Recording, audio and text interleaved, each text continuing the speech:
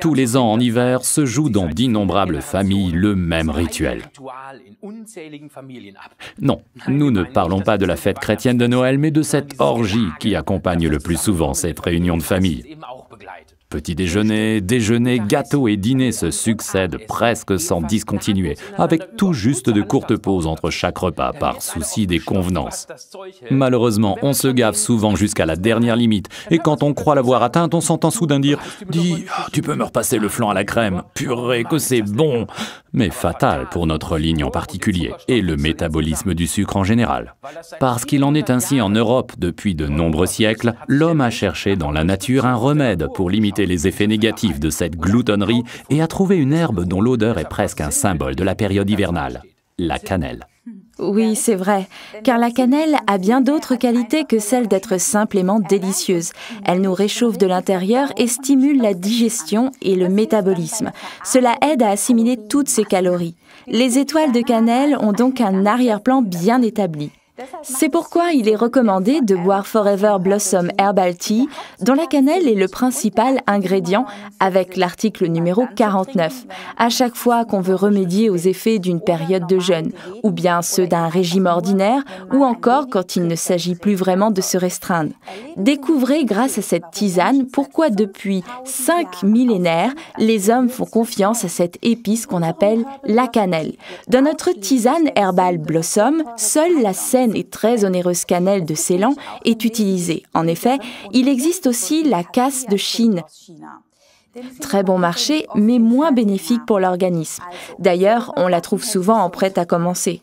Alors il faut mieux rester en bonne santé en faisant soi-même ses gâteaux. Mais voilà, maintenant l'ingrédient principal qui donne son nom au Aloe Blossom Herbal Tea, les fleurs de l'aloès. Ces fleurs légèrement basiques sont les bienvenues après une journée stressante et saturée en acidité.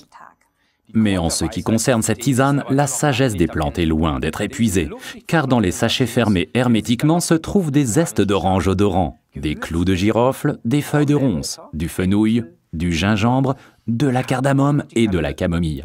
Cette mixture contient des huiles essentielles légèrement stimulantes et volatiles, ce qui explique le conditionnement unitaire. Si on prend le temps de s'informer sur Internet à propos de ces plantes, on se rend compte qu'en l'occurrence, on est tombé sur un véritable filon.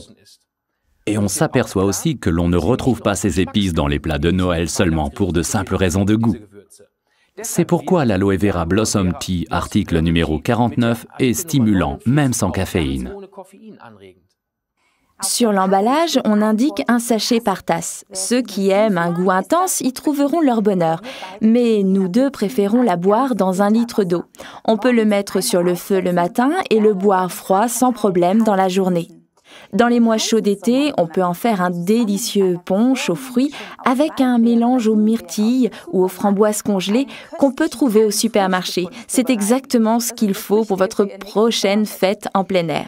Mais la meilleure, la plus délicieuse des recettes pour les mois froids de l'hiver vient d'Ilse Paulsen, cadre supérieur de 78 ans vivant dans le nord de l'Allemagne.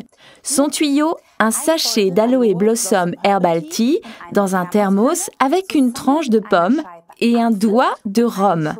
Là, il n'y a pas que la cannelle et le gingembre qui réchauffent. Résumons-nous.